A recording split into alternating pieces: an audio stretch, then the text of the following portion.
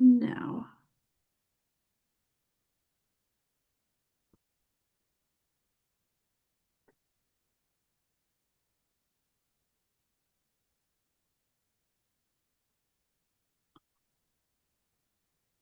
Good afternoon, good morning. Thank you for joining us today.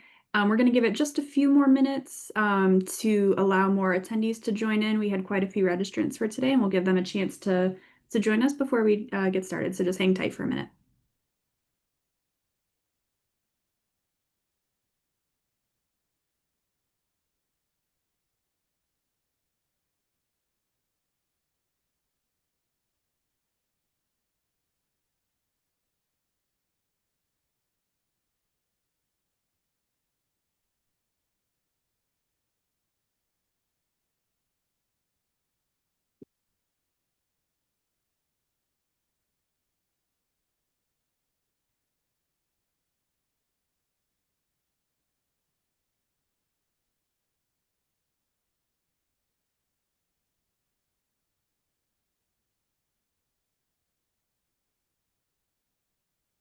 All right, we will go ahead and get started.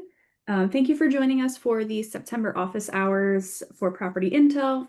We have a packed agenda for you today. My name is Kelsey Ovak. I'm the Senior Marketing Manager for PI. We have Joshua Martin, Principal Product Manager, Zach Decker, Product Manager, Chris Ascalisi, Technical Solutions Specialist, and Chris, I promise I will make a 4-person slide so we can get your headshot on here with all of us. Today we will be going over a recap from Ignite 2025. So if you're unfamiliar with Ignite, that is Aspire's annual user conference. Property Intel, we host a few breakout sessions to focus on some different workflows. We go over our roadmap with the big audience. And then it's a great place for our team to gather feedback. So we'll go over some of the things that we learned there and how that will impact our team for the following year. And just some general sentiment from our customers that were able to attend. And then we will go over the new features for the September release, revisit the roadmap, and then have some Q&A set aside at the end. So like always, this is being recorded. If you need to leave early or want to share this later on with a colleague, we'll have the recording sent out, and then we will ask you to join us for next month's office hours. So with that, I will go ahead and kick it over to Joshua for a recap on Ignite from 2 weeks ago. Yeah. Yeah. Again, yeah. Thank everybody for coming today. And it was great to get to meet and see again, many of you for the first time and many of you multiple times a few weeks ago out in Anaheim for Ignite. So yeah, overall, I think it was just a great time across the board. Zach Decker was there. We also had a member of our care team, our customer success team that was there on the booth. And it was really his first time to have an opportunity to interact with customers face to face and not digitally. He had never really been to a customer event. So from that, he had a lot of really great things to say. And then Zach and myself both, as we were in and around the booth area in breakout sessions, and then also in our main roadmap session. Just overall, just customers happy with you being happy with the value that you're getting. Just lots of different stories of the ROI that you're getting from Property Intel, continuing to help you grow your companies, grow business, and to sell new work. And so it's always a good time for us to get to hear lots of stories and talk with folks, and then see what excites you, and see also just things that you desire to improve. And so from that, I think there were really 2 things that to us stood out from all the different conversations that we had. A lot of excitement around the PDF takeoff automation work and just the work we're looking at doing there with construction as a whole. So we did show some of that during our kind of a preview, if you will, of a concept of what that might look like during our main roadmap session, and also highlighted it. We had a breakout session on construction takeoffs, and so we highlighted some of the things that we're looking at doing in the near future regarding that as we kind of close out a lot of it getting implemented as we close out this calendar year. And then as we were just interacting with you and customers around, hey, what can we do better? Because obviously we know there's always lots of room for improvement. And several things that really kind of stood out. Two really, I would say, major things that stood out above everything else. One was just continuing to leverage whether it's AI or other ways to automate production estimate. Just wanting to kind of have a quicker insight to after you've done a takeoff for a property, especially on the maintenance side of things, and being able to use the data that you gathered, or also even using some of the data that we have available within ProMaps to give some intelligent and automated estimates before you might even get into actually creating the opportunity within, if you're an Aspire user, creating the opportunity within Aspire. If you're not an Aspire user, it'd be kind of giving you servicing what the time may be to service that property or install that project, quickly before you start to get into the major details of finalizing the estimate to produce a proposal. So a lot that we're looking at there and kind of seeing again, like how we can continue leveraging things like AI and different AI models to be able to do that. And then also just making it overall easier for you to use some of the existing features that we have with estimating kits and production factors that exist within the system. And then secondly, because this was an Aspire event, a lot of Aspire customers just kind of continuing to want to see us improve and simplify things even more related to our sync. There's places where we recognize there are disconnects and are maybe a little bit more tedious, especially as you're starting to do things like repeat orders or syncing data over in a very similar way that you had already done previous projects. And so again, as we're kind of like looking at what our next like bit of roadmap looks like, that's areas where we're looking at how can we improve that quickly and be able to get you value from those two things early next year versus having to wait a long time for it. So, but yeah, it's a great event. Always enjoyed it. It's California, beautiful weather, so you can't ask for too much more than that. Yeah, you can kind of hop over to the next one, Kelsey. Good thing. And before we jump into the new features for this month, I just want to echo Joshua's sentiment there about how valuable that customer feedback is to us. And we don't necessarily need to wait until in-person events. We know it's hard to travel as you're running your business. So anytime that you have feedback, whether it's just an idea on, related to something that you heard us talking about, something that's currently existing in the system, or some problems that you're having, we'd love to hear about your thoughts and how we can make the solution better for you. So you all have my email from all of the insiders and power up emails that you receive each month. So please feel free to send us an email and we'll get you set up with some time to make sure that you're heard. So yeah, Joshua, if you want to jump back in for new features. For sure. Yeah. So really, as we look at what was released for September, so we are at our major release last week, at the end of last week. The major product area that we focused on was our project exports. And really, I would say the most of the work was given to that snapshot, or oftentimes you'll see it referred to as the export view, where you're kind of taking a snapshot of the property and exporting that out in a kind of a pre-formatted templated way that includes your logo and legend and that sort of stuff. So we spent a lot of time improving that, as well as a couple of other little small features that I'll show within some of the other areas of exports, and just trying to help make things a little bit faster and easier. And then overall, just kind of some general improvements. We fixed a number of things that were related to some issues we were seeing with the Aspire Sync. We ran into an issue where a change we had made actually broke the ability to make that attachment within Aspire on the property or opportunity from the map, and so we were able to get that fixed, as well as just a bunch of other little small things that were little bugs that kind of reared its head up related to how things were connected with the Aspire Sync. Things from when you related to disconnecting PI complete projects, adding and deleting groups to an Aspire property takeoff, and some other issues when you were attempting to link that opportunity to a new section within a project. So a lot of little things that had to get fixed that were not affecting like everybody within the users of the system, but definitely running into it with a few folks. So um, I'll hop over and kind of grab and look at demos.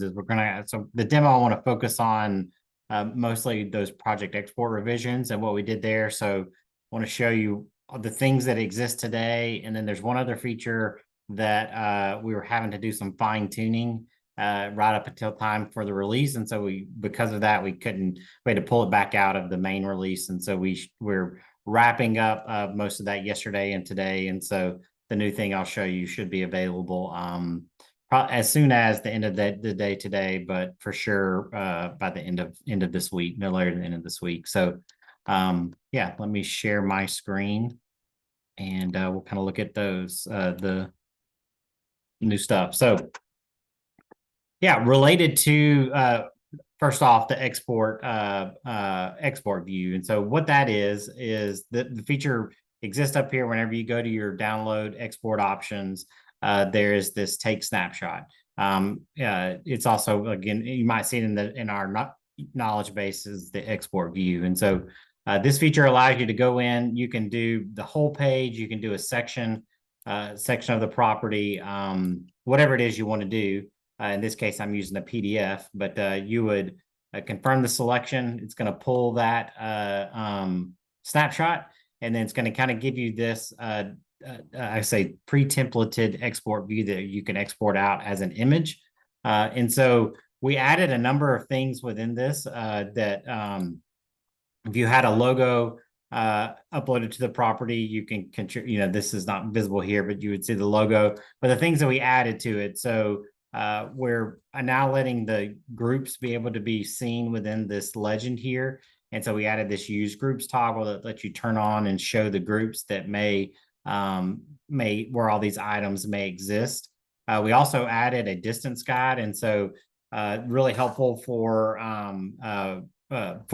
maps if you're exporting out those, just kind of get a visual reference of what are we talking about when it comes to the scale and the distances with it. So this distance guide that here pops up, you can kind of see where it really is just based off the zoom level. So it's not going to give you anything that is like standard necessarily, but giving you a visual representation of the length of this distance is 42 feet. And so you can kind of get an idea of the scale of the export.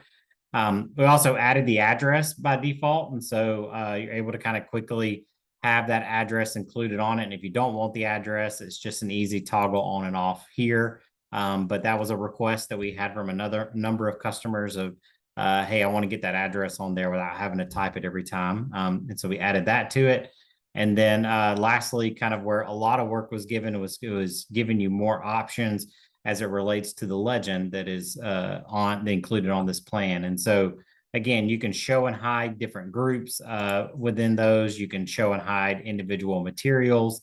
We're now by default giving you all the materials here, even if it doesn't have a quantity. Before we were excluding anything that didn't have a quantity since it was more of a snapshot or anything that wasn't drawn on the page. But where that ran into the issues is sometimes customers would, using our associated materials, they had quantities for items, even though they might not have been drawn, and they wanted them included on this legend. And so that change allows all your different items to be included, and you can have them visible here.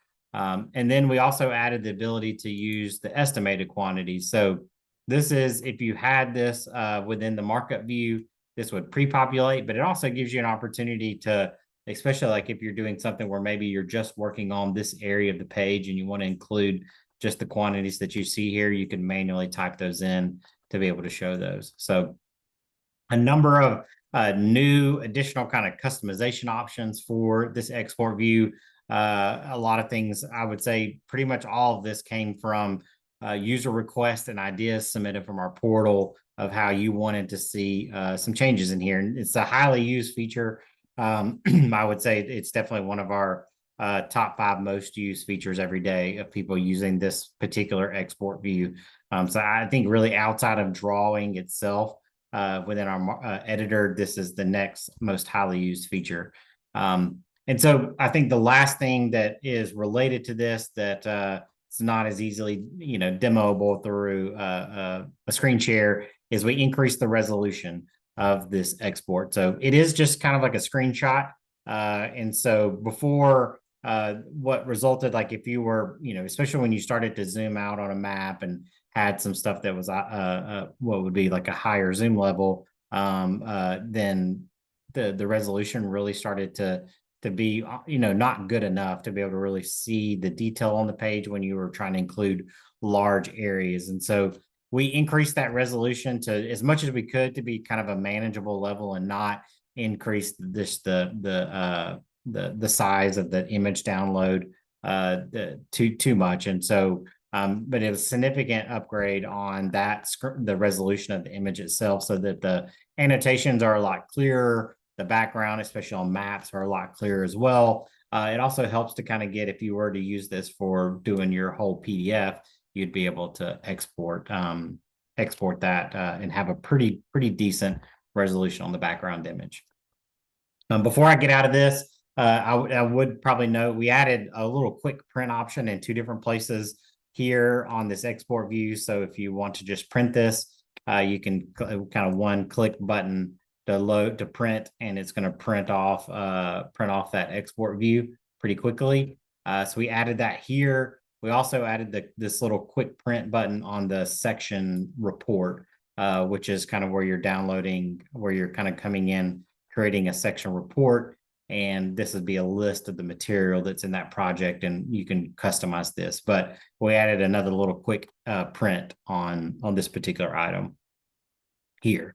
So I think that rounds out the kind of the project export, the stuff that's available today in production in the app. And then I wanted to show one other one that, like I said, where we had to pull it out of the release just because of getting a couple little quirks ironed out and fixed on it as it got into testing, but should, expect to see it this week. So, and that is on, so it's adding a legend to a specific page. And so this is helpful for if you've got multiple pages.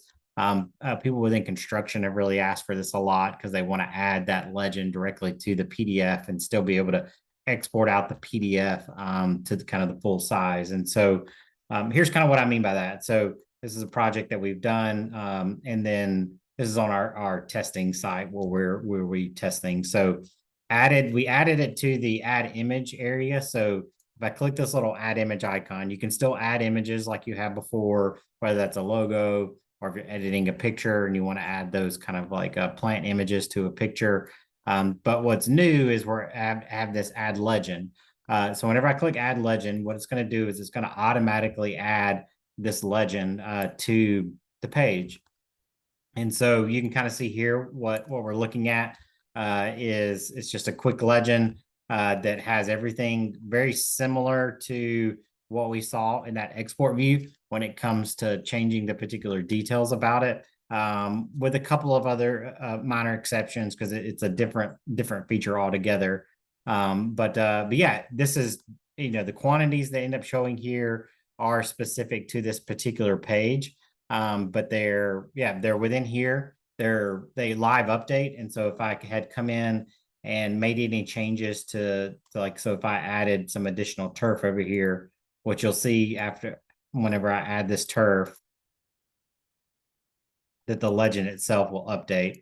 And so it updated here within the turf item. So it's kind of just a quick way to be able to draw, to measure, to show those quantities, and then have a nice legend that's on an export. So what I had mentioned kind of with that is this, then if you have this legend on, it gives you an option to have an additional a legend for another type of one of our exports. And so what I mean by that is if I come over to this and export as a PDF, this is the feature that's going to export out the the page as a PDF, which is really probably the highest resolution version. It's the way you would export out construction drawings so that they match the scale that they were drawn in. And so when I generate the PDF, this legend is included on it. One thing I didn't note earlier with our export revisions, just kind of seeing this reminding me, is that we added in the ability to export out a single page in the PDF. So you can toggle this on and export out only if you have a multi-page document within here. You can export out, generate a PDF that's just that current page with it. So yeah, I think this is going to be a really useful feature and for a lot of different folks. A lot of users had requested this.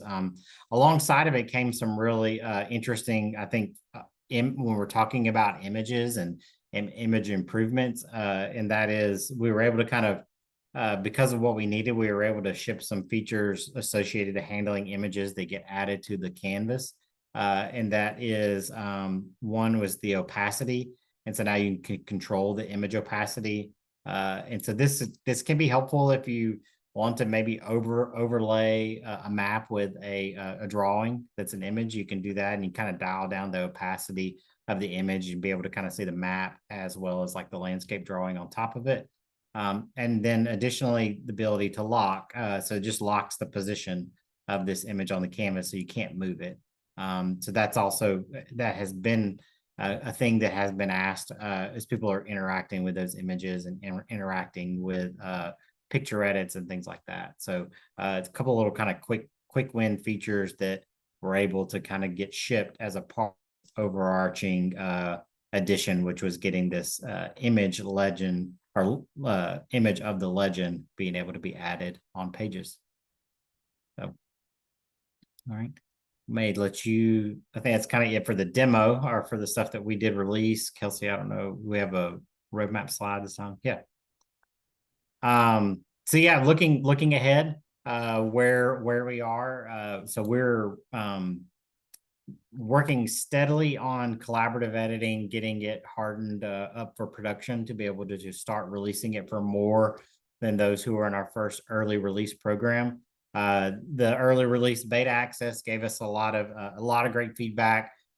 Did expose several bugs that need to get fixed and some issues, and so the team is working. We're getting those fixed related to that, and continuing to nearing to where we can start later on in the coming weeks, be able to turn this feature on for more people and to be able to enable that kind of that multiplayer side of things. So once we get collaborative editing ready and out fully into production, that's where our team is shifting in kind of full focus of everybody on the team to the PDF takeoff automations. Been doing a lot of R&D work with that right now, but we'll be focused where we'll start delivering some of those features that we're looking at to giving you ways to use some OCR technology for populating your list based off of the legend on the plan. Also ways to do some quick search and quick auto counts on PDF plans and recognizing patterns that are associated with them to help automate those construction and PDF takeoffs. And I imagine that where we're kind of forecasted right now, that's going to end up taking most of this calendar year related to that. And as we start to roll into the end of this year and next year is where we'll be doing some of those additional drawing tools where we're adding in things to just really for you improving how you draw and be able to draw faster, things like hedge lines and being able to do groupings that would place the object groups and symbol in kind of like a grouping pattern that's a little bit different than how we're doing today with our actual grouping tool. And also tools that help you draw paths. So one of the common use cases is having to draw a measure 10 foot back of the curb if you were to have to mow that. And so what we're looking at is tools to be able to draw that quick and fast by just drawing a line and setting the width that you need that area to be to simplify that experience for you. And then, yeah, next year we are focusing heavily on continuing to improve mobile areas. Reference maps as our next big area where we want to improve the mobile user experience. And kind of tied with that is the map metadata, where we're looking at continuing to allow you to collect more data on the map, custom fields associated with items where you do your takeoffs and your site maps, and then that stuff being able to be connected to reference maps, and also as the year progresses next year, connected into Aspire's Site Audits 2.0, as they're having a heavy effort focused on improving that feature. And then overall, just again, excited for things like that we're currently planning as well, with image editing improvements, more enterprise user level permissions, and then a property dashboard that's going to give more insights to help expose opportunities and ways to increase profitability or profit, and really start to give just really like intelligent use to the data that you have in within Property Intel. So, yep. Awesome. Thanks, Joshua. And thank you, everybody, for joining us today. Leave it open for another minute or so. I don't see any questions in the Q&A or the chat. But if you have any that roll in the next minute, or between now and when I send out the recording, feel free to email me. Like Joshua said, there's a lot of great stuff coming that we're really excited to get rolled out to you. And like we mentioned earlier, it's great to hear your feedback, positive, negative, ideas, whatever it might be. We want to hear from you. So with that, be on the lookout for the recording once I get it processed and published to YouTube.